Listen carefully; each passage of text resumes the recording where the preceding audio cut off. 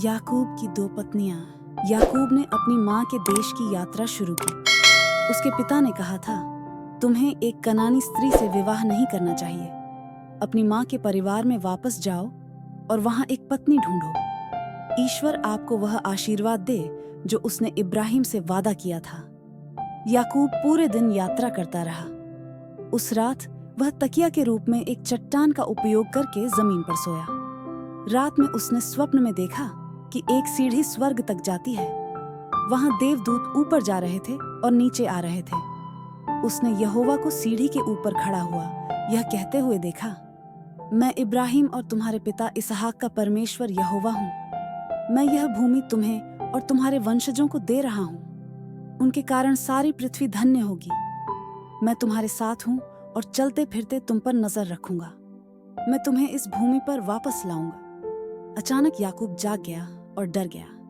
उन्होंने कहा, ओह, भगवान यहाँ है और मुझे यह नहीं पता था। यह भगवान का घर और स्वर्ग का द्वार है।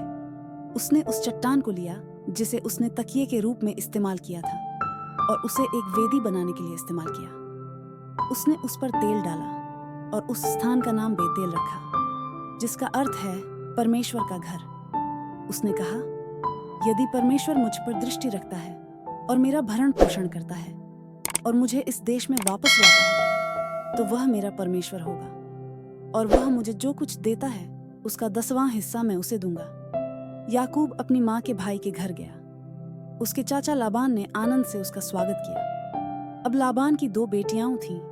सबसे बड़ी लिया थी और सबसे छोटी राहेल थी, जो सुंदर थी। 1 महीने के अंत में लाबान ने याकूब से कहा, मेरे लिए काम करो और मैं तुम्हें मजदूरी दूंगा। आपकी कीमत क्या है? याकूब ने कहा, मैं तेरी छोटी बेटी राहेल के लिए 7 वर्ष तक काम करूंगा।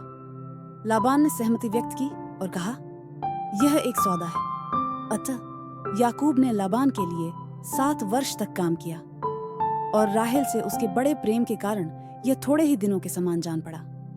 उस समय के अंत में लाबान ने लोगों को विवाह की दावत में आमंत्रित किया। उचित समय पर वह अपनी बेटी ले आया और उसे याकूब को दे दिया। सुबह तक याकूब को एहसास नहीं हुआ कि उसके चाचा ने उसे सबसे बड़ी बेटी लिया दी है। वह क्रोधित था। वह लाबान के पास गया और बोला, तूने मुझे क्यों धोखा दिया? तुम्हें पता है मैं रेचेल से प्यार करता हूँ।